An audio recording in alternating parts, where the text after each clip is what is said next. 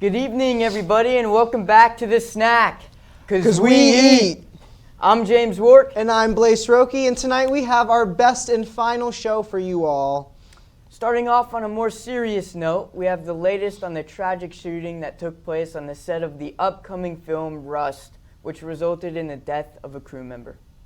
We also have the most memorable moments from the first weekend of Coachella, where we will be interviewing Stacey Rodriguez about her thoughts from afar.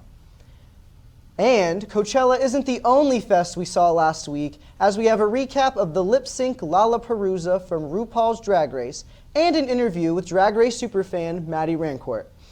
We also have the latest news on how AI has transformed the music scene. But first, our thoughts and prayers go out to the family of Helena Hutchins. Yes, as students of film, we are truly saddened by the horrific events that took place on set, which took Hutchins from her family, friends, and admirers of film.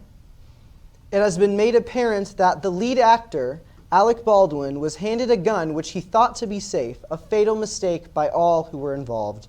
Absolutely. Let's learn more. Helena Hutchins was an experienced cinematographer, mother, and immigrant.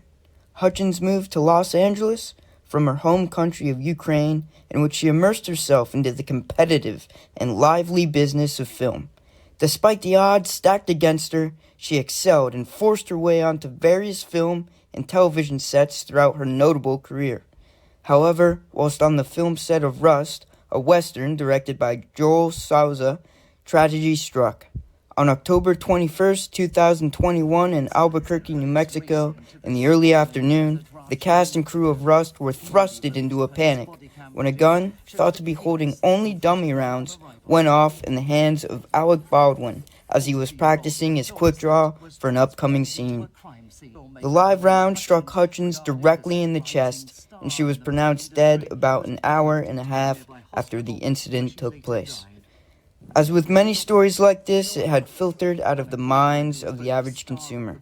That is until last week, when Hannah Gutierrez-Reed, the armorer, or the person in charge of the weapons and ammo on a film set, was charged with involuntary manslaughter and sentenced to 18 months in prison. It was argued that Gutierrez-Reed was solely responsible for the incident, as it was her responsibility to check the weapon and ammo before it made its way onto the set. It was also revealed that there were a total of 6 live rounds that were found on the set, which should never have occurred, an additional accident that Gutierrez-Reed was assigned blame to.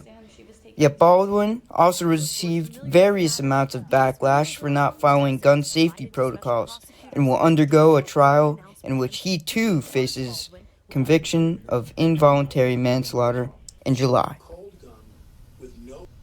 Now from the somber news of the shooting, we turn our attention to the vibrant energy of Coachella. Yes, summer is starting soon, and we are warming up with weekend 1 of Coachella, which I heard was a great hit with great vibes and even greater guests.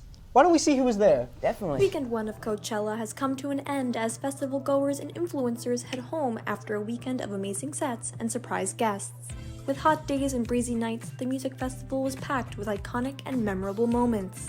These are just a few. Day 1 of the festival was dubbed Lanacella, as Lana Del Rey fans dressed in bows and corsets, and Lana did not disappoint. Entering and leaving her set on a motorcycle, fans went wild for the singer's anticipated performance. She performed hits like Summertime Sadness and Young and Beautiful, and brought out Billie Eilish to duet Video Games and Ocean Eyes. It's you, it's all for you, everything I do, I tell you all the time, heaven is a place on earth with you, tell me all the things you wanna do, I heard that you like the bad girls, is that true? Day 2 had a No Doubt reunion. The band has not performed together since 2015, and lead vocalist Gwen Stefani gave the fans the performance they have been itching for, performing multiple hits including Different People and Total Hate 95. However, no doubt fans would have never guessed the band would bring out touring pop star Olivia Rodrigo to perform Bathwater. Day 3 had Renee Rapp fans excited to see the pop artist perform early on in the day, but what no one expected her to do was invite Kesha onto the stage, who threw shade at P. Diddy with her song TikTok and a lyric change. To come. That seemed like a great time. Really Though did. many of our favorites performed, those 3 artists did an amazing job. And here we have Stacey Rodriguez with her opinions on the weekend's festival. Hello. Hey Stacey. So as a fan of many of the artists from Weekend 1, who was your favorite guest that an artist brought on? My favorite guest had to be Billie Eilish because I thought it was very unexpected and I love Lana Del Rey. So I love that ending of her show. Yeah, awesome, yeah. A nice surprise, definitely. And as we saw, Lana Del Rey had a major influence on day 1 outfits. How did you feel about the fashion this past weekend? I think that no one really tried this year. Everybody went very casual, Okay. and I love Coachella because I like seeing everyone's creativity on their outfits like every other music festival. But this year, a lot of people went casual, and it surprised me. Okay, the outfits were a little bit of a letdown then, huh? Yeah, big Yeah. letdown. All right. Well, thank you, Stacey, for your time. Yes, thank you. Thank you, guys. Now, I'm very shocked at all the artists that were there. What about you, James? Yeah, that was awesome, and like some of those surprise guests were pretty cool I know, too. Kesha, wow. It She's was been cool gone to for see a while. yeah, exactly. yeah. Cool to see the fans go crazy, you know? Lonacella. Moving on to the wonderful world of reality TV. Last week, we saw the return of this season's eliminated queens on RuPaul's Drag Race as they competed in a lip-sync smackdown for the crown. Why don't we check it out?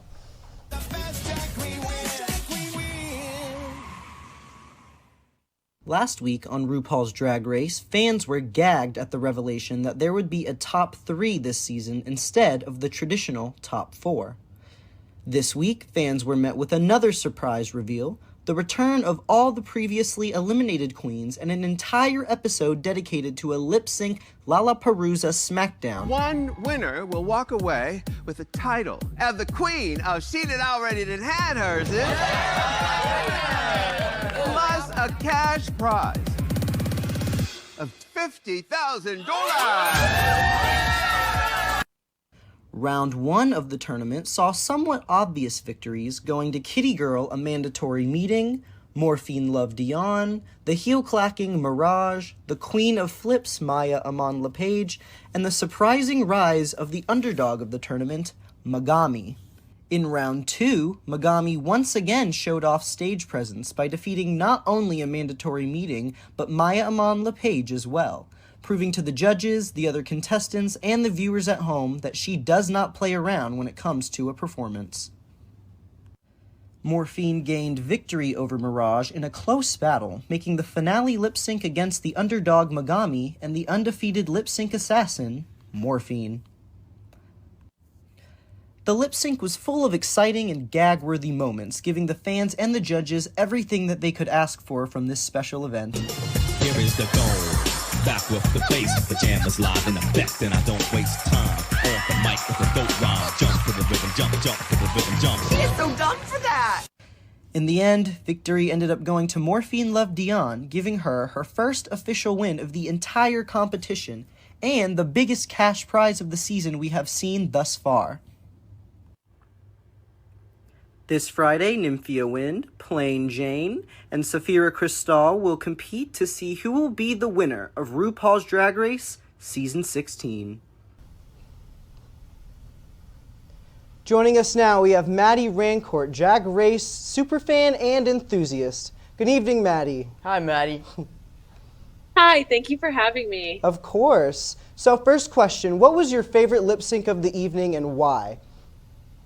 Oh, for sure, it has to be Mirage Amour versus Hershey Liqueur Jeté. Because Hershey was unexpected. Since she was the first queen to go home, obviously everybody wants to see what talent she was hiding. Since we didn't get to see much of her this season. Same with Mirage, as she was the second out. So we didn't get to see a lot of her this season either.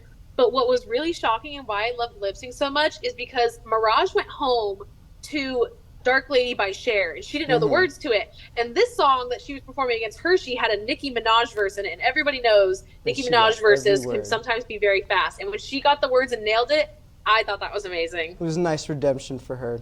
Good storyline that season. So, out of a whole night, were there any victories that shocked you a little bit? Honestly, I was shocked by all of Megami's wins. I really thought that a lot of her lip syncs were very campy and very humorous as opposed to more performance style. For example, when she went against Maya Amon LePage was doing stunts, cartwheels, splits, everything all over the stage. And Megami did this little thing where she was talking with her hand. And I thought they weren't really on the same caliber. So I was really shocked when she beat her. Really? I thought it was really funny. You know, I thought that was the reason she got that far, you know? But the finale, as you know, is right around the corner. So who are you rooting for this season? Well, all season I've been back and forth between Plain Jane and Saphira Crystal, as they have won over half of the maxi challenges this season, with both of their wins combined being 8. So I think it's really close between the two of them, but I really think it's going to be Plain Jane this year. I've been saying it since day one, since she walked out, it's going to be Plain Jane. Well, thank you so much for joining us tonight, Maddie. It really has been a pleasure gaining all of this valuable insight. Yes, Thank you for Maddie. Yes, you have a great night. Moving on, AI is shaking up the music scene, from sparking new creative ideas to transforming how fans are experiencing their favorite tunes. It's a whole new groove in the music industry, and we're here to uncover the beat. Artificial intelligence is revolutionizing how music is made, enjoyed, and discovered, offering both incredible opportunities and some obstacles to overcome. Take the Beatles for instance. Thanks to AI, they released a new song after 45 years, blending John Lennon's voice from an old demo with parts from Paul McCartney, Ringo Starr, and George Harrison. Talk about timeless tunes. Artists across the music industry, many of them use AI in an assistive way. I think the challenge is really around generative AI. It's really important to remember that AI cannot create, it can generate. But it's not just about making music, it is about the fan experience too. From personalized playlists on Spotify to virtual concerts, AI is bringing music closer to fans than ever before. Of course, there are challenges. AI-generated music blurs the lines between human and machine, sparking debates on copyright and emotional authenticity. The real buzz is around Suno, the AI music wizard, which approaches like ChatGPT but for your ears, breaking down music into tiny bits and reconstructed it into something magical. That was badass. Now, let's hear the second track. Audio, a fresh-faced, ready to rock the charts, just hit the scene, and early users are saying its vocals are so crisp they might just give Suno a run for its money. But hold up, there's drama in the air. Both Audio and Suno are under fire for possibly using copyrighted music without permission. Over 200 artists, including Billie Eilish, Nicki Minaj, The Cure's Robert Smith, and Stevie Wonder, have signed an open letter from the Artists' Rights Alliance calling on artificial intelligence companies to cease using artists' music without permission. These artists are concerned about AI mimicking their voices and artistry without consent, demanding tech giants pledge to protect artists' creativity from AI predators while ensuring fair compensation and safeguarding artists' rights.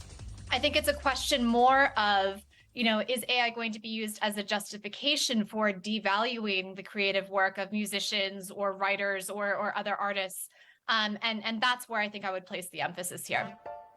AI has the potential to boost creativity, but its irresponsible use poses threats to artists' privacy, identities, and livelihoods. Tennessee's new act, known as the Elvis Act, is a positive step in safeguarding musicians from AI deepfakes, making it illegal to replicate artists' voices without permission and highlighting the importance of fair compensation. The increasing influence of AI has sparked ethical debates, particularly concerning the representations of artists after their passing. Artists like Bad Bunny are speaking out against AI-generated collaborations that go viral, while ABBA's Björn Ulvaeus sees AI as an existential challenge that could shake up the creative world. Some view AI as a creative tool, while others fear it could dilute artists' legacies and royalties.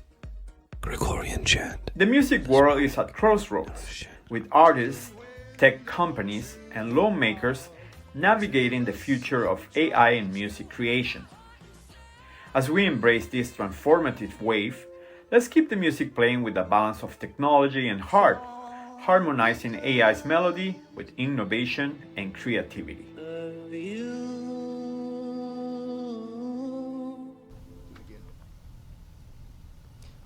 Wow, after watching that, I think we should all make sure that the music industry has a healthy mix of artificial intelligence and the souls of real people. What do you think, James?